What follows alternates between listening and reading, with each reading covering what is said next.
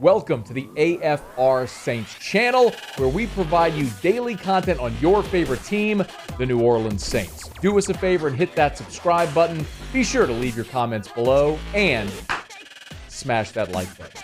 Who dat? Mel Kiper put out his latest mock draft today, also his big board, which we'll get to in a second. The mock draft is what is our obsession with mock drafts? I was thinking about this earlier today. And I'm guilty, by the way. I love mock drafts, like everybody else. I love doing the mock draft machine that you could do, the draft simulator on Pro Football Focus. I love looking at mock drafts.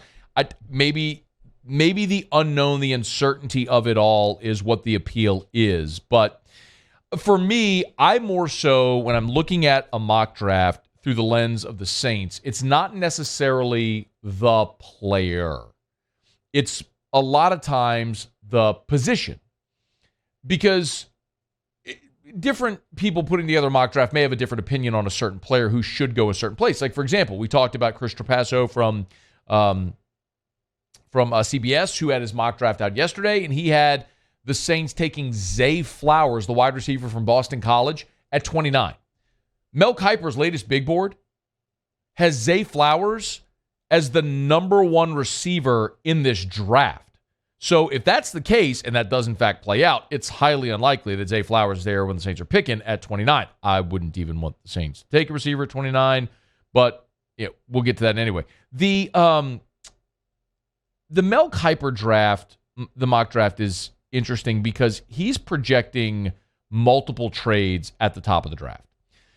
We know that the Bears have the first overall pick. He's projecting that Houston, who has the second pick, trades up to number one, so as not to be leapfrog. That's the Saints, Chiefs, Patrick Mahomes scenario. The Saints were sitting there at 11. Chiefs went ahead of New Orleans one spot, took Mahomes. So essentially, what Kiper's projecting is that the Texans will trade up to the number one spot, trade up one spot to make sure nobody else jumps them, and takes Bryce Young from Alabama. That would mean the Bears would go to 2, but then he's also projecting that the Bears would trade back again. Indy, not willing to wait, would move up to 2 and take C.J. Stroud from Ohio State, followed by Will Anderson, number 3, to Arizona, and then you'd see the Bears pick 4, where they would get Jalen Carter out of Georgia. That's an interesting scenario. We've seen mock trades. I don't know that I've seen back-to-back trades involving the Bears at 1 and 2. If you're wondering, he projects another trade, this time involving the NFC South, with Carolina moving up to number 5 to take Will Levis, trading with Seattle to the 5th overall pick to take Will Levis. So it's all about quarterbacks. We understand it. It's a quarterback league. Got to have them, and there are some good ones at the top of this draft, or players that are projected to be good ones at the top of this draft. He does project Anthony Richardson to go 9 to Seattle, which is in contrast to what some have seen or projected with Richardson in this draft cycle to maybe climb even higher on draft boards, to potentially be the first overall pick. As for the Saints, Mel Kiper has New Orleans going offense, but going tight end. Darnell Washington, the big giant tight end from Georgia, is who Kiper has the Saints taken at 29 overall. And he notes that that will be the 4th tight end taken in the first round. And he notes that the Saints could go in several directions. Defensive line, cornerback, safety. But he notes that they have a huge hole at tight end, which is fair. They drafted Adam Troutman a few years ago in round 3. It hasn't panned out. Juwan Johnson had a nice year, but he's not necessarily your prototypical tight end. So do you continue to bank on Juwan Johnson developing, or do you go get a guy like Darnell Washington, who is your prototype tight end? I don't know what the Saints ultimately will do, but when I started was, when I look at a mock draft, for me, the most interesting part isn't necessarily the player specifically, but more so the position. Because if you see a consistent position taken by all of the mock drafts, it tells you it might likely be where the Saints are leaning or what their need is.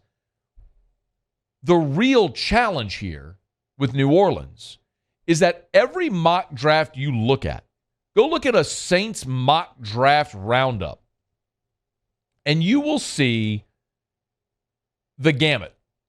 Yesterday, we looked at the CBS Sports mock draft, who had the Saints taking receiver at 29, safety at 40. Here's Mel Kiper having the Saints going tight end at 29. We've seen projections with quarterback, Hendon Hooker, with either the 29th or the 40th pick. We've seen the Saints taking edge rusher, defensive line, and for me, that is the bold, italic, underline, exclamation. That is the major issue here.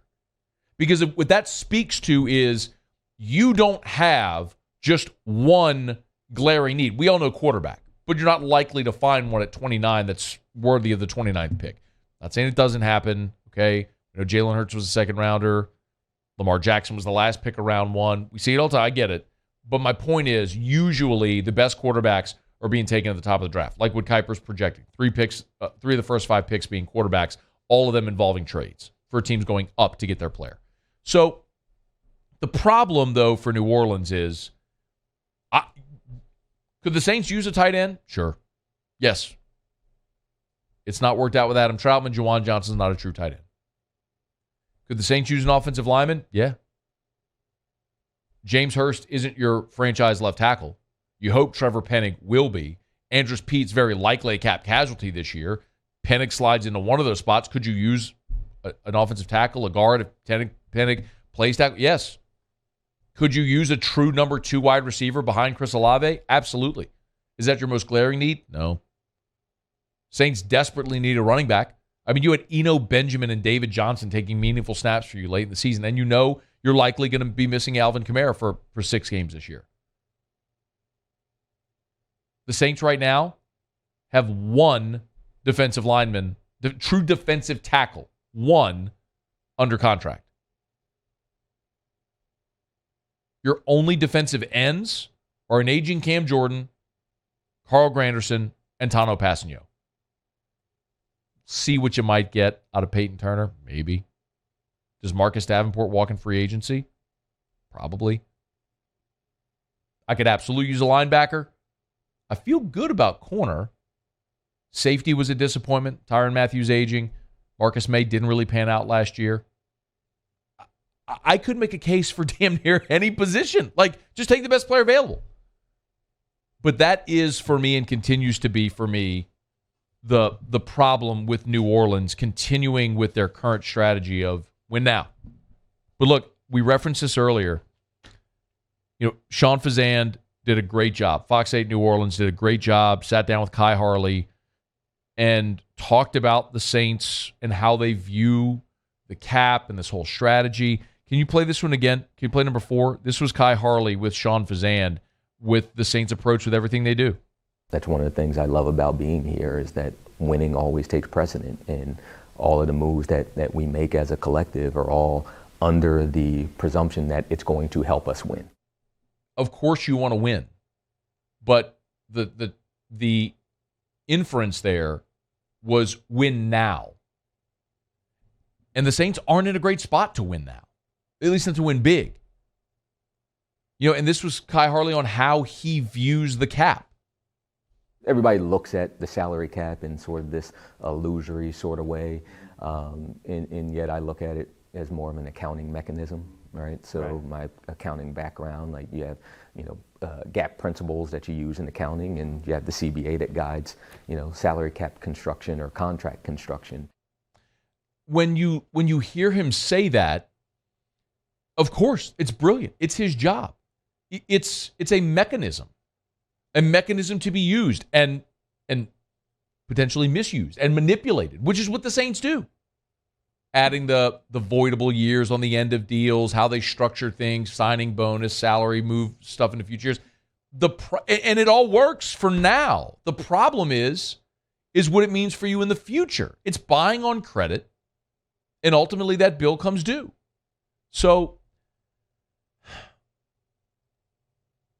I'm going to keep hammering this to and through the draft. The Saints have one way out of this mess, just one. It's just one. You have got to nail your draft. It's the only way to do it. Because under the new CBA that's been in place since 2011, when everything was restructured, you cap rookie deals, you pay your free agents. So if you have a bunch of young star players and starting players on your team on rookie deals, that's how you can reset your cap. That's how you can do it. You're not paying a quarterback $50 million. Yes, you have some star players that are under bad contracts right now. But the way you can get that back in order, as the salary cap continues to rise, as revenue goes up and will under the new media rights deal, if you're able to get younger, that's how you can do it. That's how you can do it. They got to nail this draft. Hey, thanks so much for watching. Please leave your comments. I love to interact. And be sure to hit the red subscribe button below.